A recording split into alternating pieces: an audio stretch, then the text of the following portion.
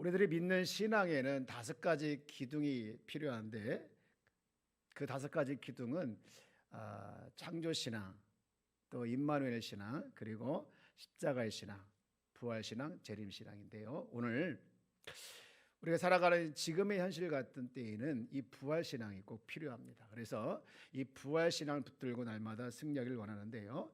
이 부활 신앙이 뭐냐?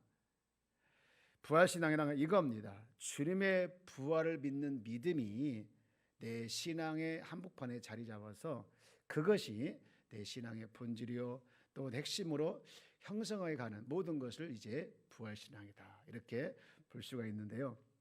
그런 의미에서 바울의 고백이 참 은혜가 됩니다. 빌립보서 3장 10절부터 14절까지 보면 이 바울의 부활 신앙의 모습을 그대로 드러낸 말씀이 있는데, 여러분 표준 세번역으로 제가 띄워드리겠습니다. 우리 한번 같이 이 바울의 고백처럼, 우리가 내 고백처럼 우리 한번 같이 한번 합독해 볼까요? 시작. 내가 바라는 것은 그리스도를 알고 그분의 부활의 능력을 깨닫고 그분의 고난에 동참하여 그분의 죽으심을 본받는 것입니다. 그리하여 나는 어떻게 해서든지 죽은 사람들 가운데서 살아나는 부활에 이르고 싶습니다. 나는 이것을 이미 얻은 것도 아니며 이미 목표점에 다다른 것도 아닙니다. 그리스도 예수께서 나를 사로잡으셨으므로 나는 그것을 붙들려고 쫓아가고 있습니다. 형제 자매 여러분, 나는 아직 그것을 붙들었다고 생각하지 않습니다. 내가 하는 일은 오직 한 가지입니다. 뒤에 있는 것은 잊어버리고 앞에 있는 것을 향하여 몸을 내밀면서 그리스도 예수 안에서 하나님께서 위로부터 부르신 그 부르심의 상을 받으려고 목표점을 바라보고 달려가고 있습니다. 아멘. 감옥에서 한 고백이잖아요. 참 은혜가 되고 도전이 되는 것 같습니다. 우리가 신앙생활 하다 보면 은혜를 많이 받습니다. 그런데 은혜를 받는 것도 중요하지만 더 중요한 것이 뭐냐? 그것을 표현해내는 거예요.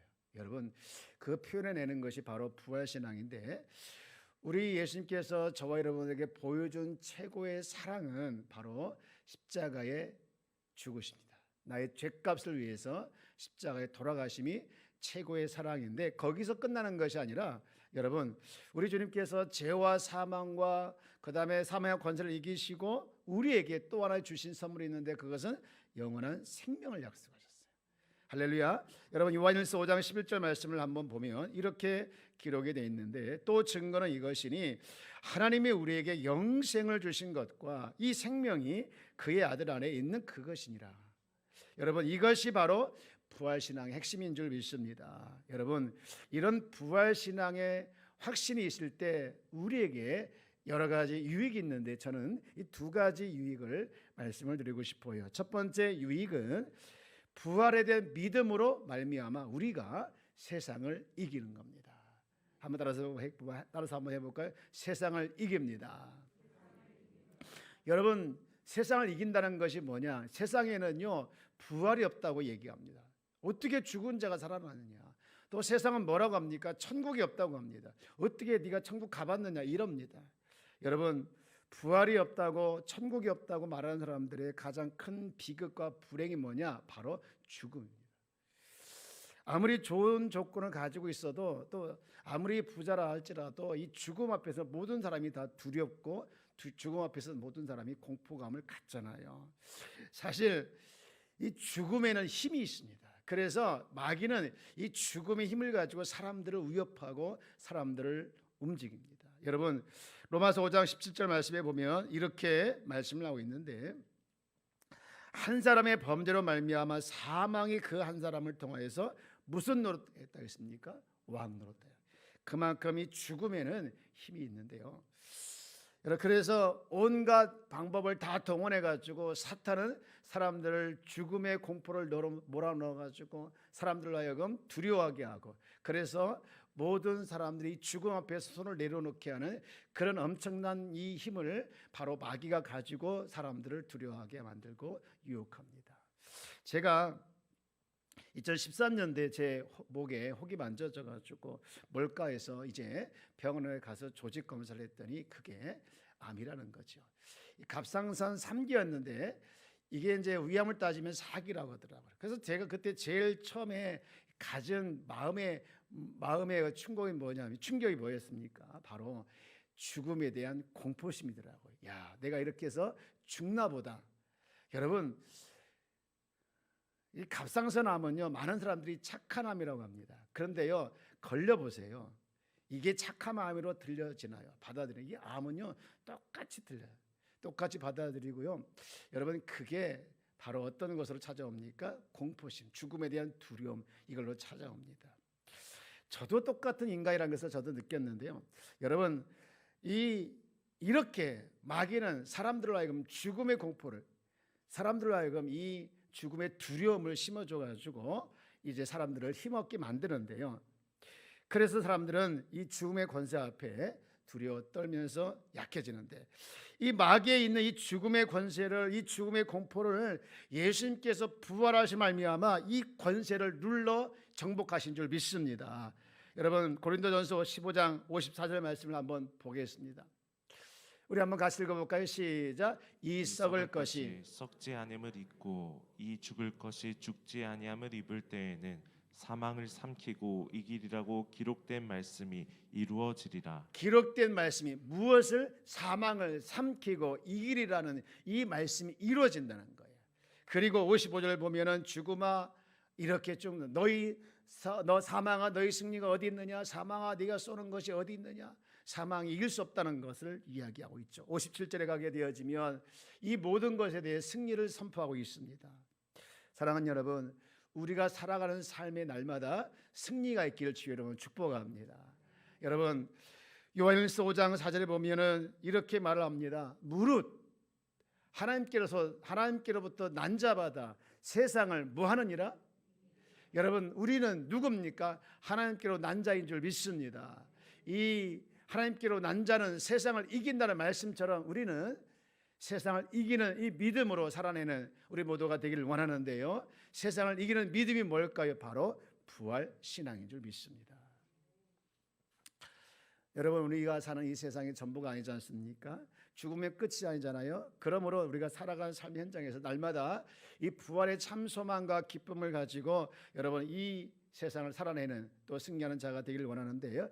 그래서 우리가 이 말씀을 선포해야 합니다. 로마서 8장 38절 39절 우리 한번 정말로 우리 강하게 한번 믿음을 가지고 한번 선포해 볼까요? 시작. 내가 확신하노니 사망이나 생명이나 천사들이나 권세자들이나 현재일이나 장래일이나 능력이나 높음이나 깊음이나 다른 어떤 피조물이라도 우리를 우리 주 그리스도 예수 안에 있는 하나님의 사랑에서 끊을 수 없으리라.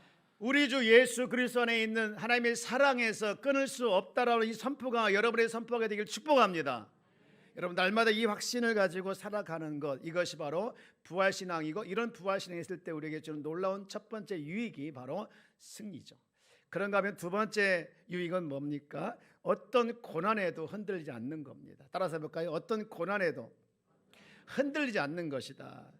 여러분, 바라옵기는 예수 믿으면 고난이 없었으면 좋겠어요. 저는 늘 그런 생각을 가지고 있어요. 예수 믿는 사람들이 고난이 없었으면 좋겠다. 아프지도 않고 경제적으로 어려움도 없고 또 가정적인 어떤 근심도 없고 그렇게 없이 행복하게 살아갔으면 좋겠다는 마음이 제 마음에 큽니다. 그런데 성경은 예수 믿어도 고난이 있대요. 그런데 그 고난이 선택이 아니라 필수래요.